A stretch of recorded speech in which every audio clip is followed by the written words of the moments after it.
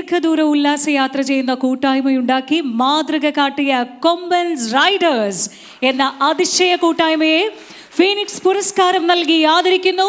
ക്ഷണിക്കാം കൊമ്പൻസിനെ വേദിയിലേക്ക്.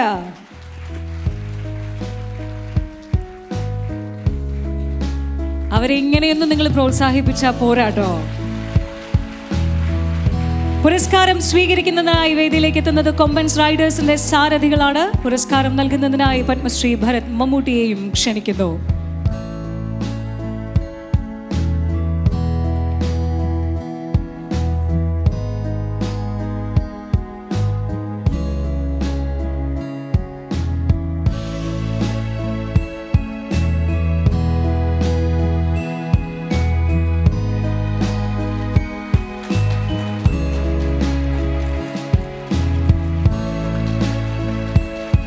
ക്യാഷ് അവാർഡും കീർത്തിപത്രവും നൽകുന്നതിനായി ശ്രീ രഞ്ജി പടിക്കരെയും ക്ഷണിക്കുന്നു.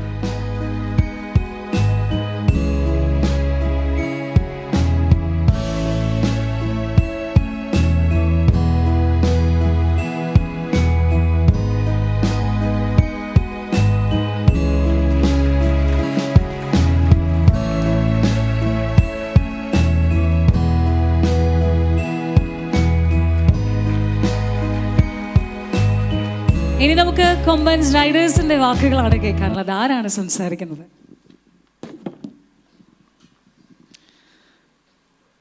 വേദിയിലിരിക്കുന്ന ബഹുമാന്യരെ, നമ്മുടെ മലയാളത്തിൻ്റെ മഹാനടൻ മമ്മൂട്ടി സർ, അതുപോലെ തന്നെ ഞങ്ങൾ ശ്രവിക്കുന്ന, ഞങ്ങളെ കണ്ടുകൊണ്ടിരിക്കുന്ന സഹോദരി സഹോദരന്മാർ,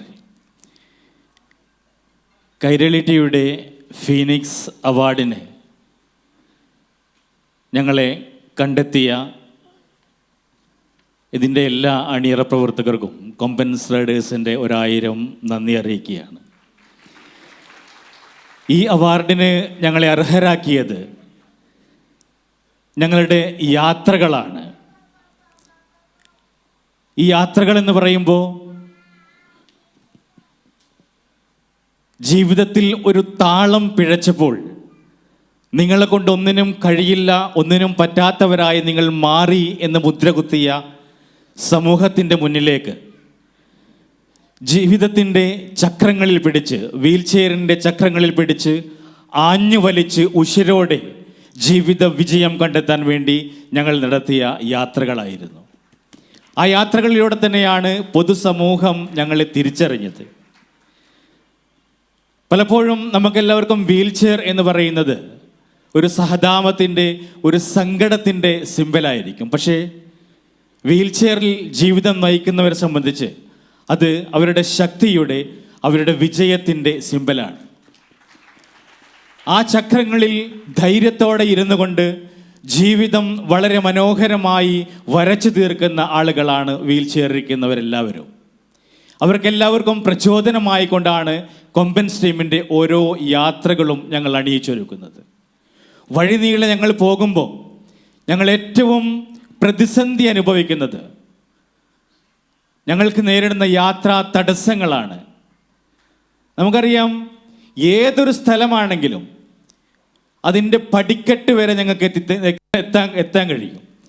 അവിടെ ഞങ്ങളോട് പറയും, നിൽക്കൂ അവിടെ, നിങ്ങളെ കൂടെയുള്ള ആളുകൾ വരട്ടെ, എന്നിട്ട് അവർ പൊക്കിക്കൊണ്ട് വരട്ടെ എന്ന്.